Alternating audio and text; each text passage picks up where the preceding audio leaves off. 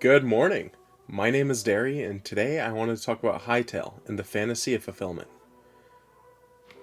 Several years ago, back when I was still in grade school, one of my friends introduced me to this fantastical game where it was made up of blocks like Minecraft, but the possibilities of what you could do seemed almost limitless. At first, I completely shrugged it off, especially since my friend was obsessed with dragons, still is obsessed with dragons, and that was their main talking point. That at the end of the trailer, there was this giant dragon, purple, and made of void, that just completely wreaked havoc. I mean, yeah, that sounds cool, but at the time, dragons wasn't exactly a gateway drug for me to get into something. Although, given a few months, I eventually stumbled across the trailer myself.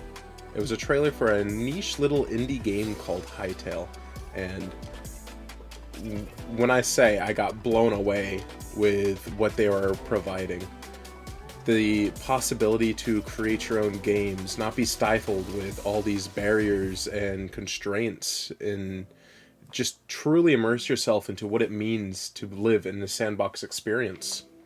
Finding out that the developers were from Hypixel, one of the biggest Minecraft servers I ever played on, and they parted ways to simply have a game, have a software that wouldn't bar their creativity in the same way Minecraft had.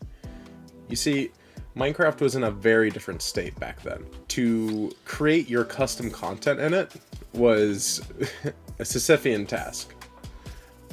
I don't know how many people got to the lengths they did, and even today, I feel that the accessibility tools for exploring your creativity within that sandbox is quite limiting compared to what people crave. Regardless, even though people were frustrated with how boring Minecraft was for them, Hytale offered a potential, a possibility to dream bigger.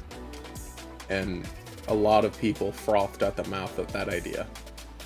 To just have a quaint little farming sim, or the most aggressive PvP that you could customize to your precise desire. Oh.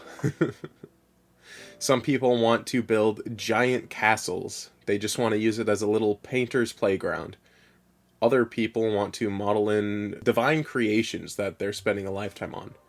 Some friends I know right now are currently in development of creating an MMO for the game. It's not even out. They haven't seen the code. They have a little bit of lore in their mind. However, their project is ambitious, and I truly believe that they'll try to see it to fruition. See, Hytale isn't simply a game to people. Hytale is a platform, a promise, a passion project that will allow them to see their own ideas realized. When you have something that valuable, it creates a very loyal and loving fan base. However, I'm getting a little bit ahead of myself. Not that long after I saw the trailer, I would guess it's within a year or so of that time frame, I began drawing Hytale fan art. One of these pieces, one of my first ones, was 3 Kweebecs sitting on top of each other with a tree in the background. Now, my art wasn't the prettiest at the time, and I'll show it on screen right now. This was what introduced me to the community. Not only that, this was one of the most well-received, well-noticed, well-liked, most viral moment I've had. A little silly drawing I did got noticed by the development team and got put in their blog post. Not only that, eventually when Riot picked up Hytale, they had a little showcase, and my art got flashed on the screen with my username, and I remember very firmly one day my friend messaged me on Instagram saying, "Hey, is this you? Whoa, wait, is this you?" And I went, yeah, it's me. It was a very fun feeling. And the surge of popularity from that piece, it was very flattering. What it led to was even greater, though. Suddenly, a lot of people began messaging me, wanting input on their own art. They wanted me to collaborate with them on projects, and they just wanted to engage with me. The popularity of it was nice, but the opportunity to really get immersed within the community was even better. Before I knew it, great projects were happening and in the motions. I remember the first Hytale Thankmas. I remember showing up saying, "Hi, I'm here to help," not knowing what my role was or could be in it, and all the stress that accompanied preparing for it. And each year, Thankmas has gotten way, way, way more intense. And sorry, for those of you that don't know what Thankmas is a community project the Hytale community takes on as a part of, I believe it's Jacksepticeye holds a Thankmas charity event every year around Christmas time. And the Hytale community contributes and tries to help with that charity movement. And it tackles different angles. I remember one year the funds went to building homes, another year went to a food crisis. And I think it's very kind, very noble, and I'm glad and proud of our community for being able to help in such big ways. The Hytale development team even supports big, generous amounts of money to just really help the cause. And whether or not you're able to donate, just being a part of it, spreading the awareness of it, is truly a magical and inclusive event. And through these Thanksmas events, through helping people with their projects, aiding Mr. Kweebec Corner himself with the Hytale log, and just spending time within the community, meeting some of the liveliest folks I know, like Exodus Ablaze, Radoons, Crimson Crow, a beautiful artist. And oh my gosh, I shouldn't start rambling about artists because I will not know where to stop. I have fond memories of working with Fire Productions before she made it big and worked on big projects with professional teams at such an early age. She was one of my first commissions, which was really cool.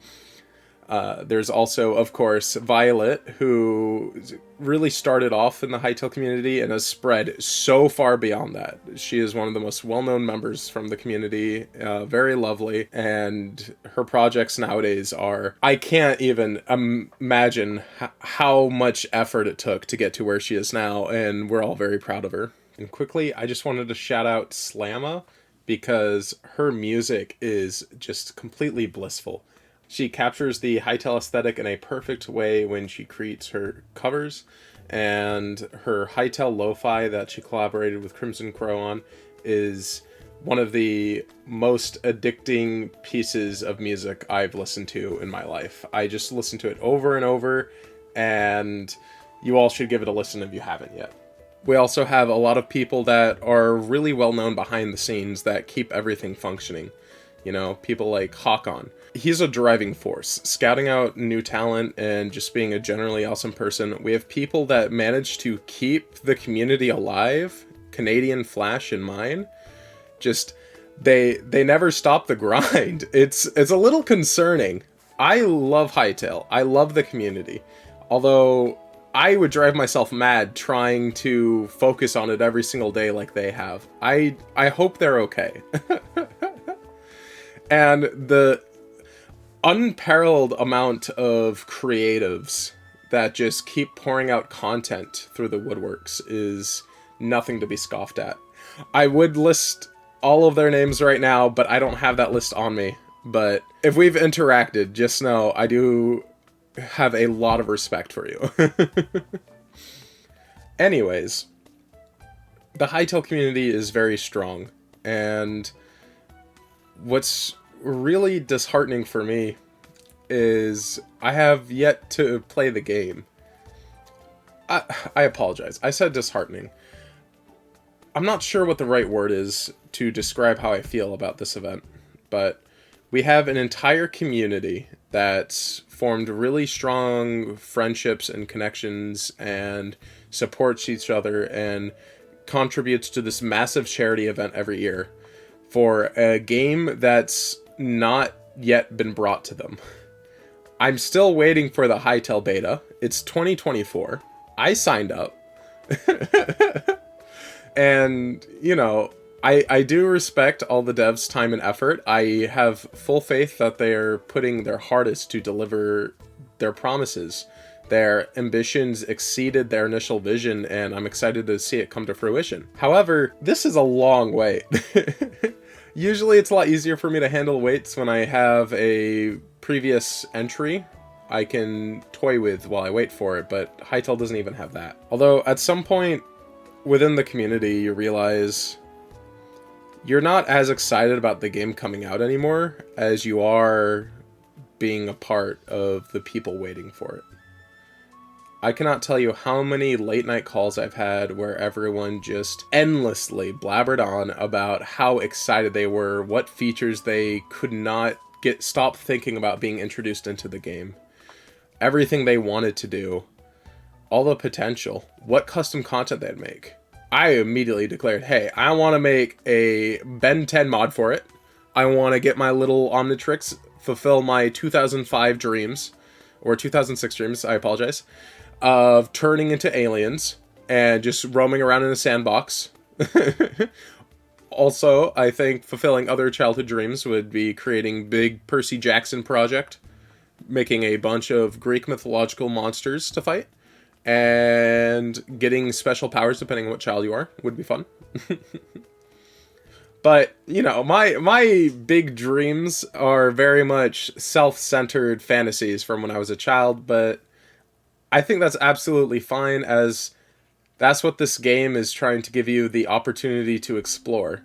Not particularly childhood fantasies, but just fantasies in general.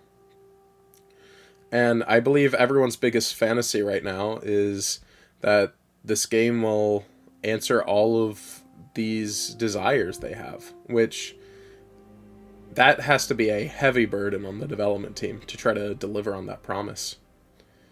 Although, at this point, if they deliver or they don't, I won't be too heartbroken. I've had some of my best memories as a part of this community, and I'm excited to see what the future holds. Alright, that's it for me. I hope you all had a good morning. Take care. Goodbye.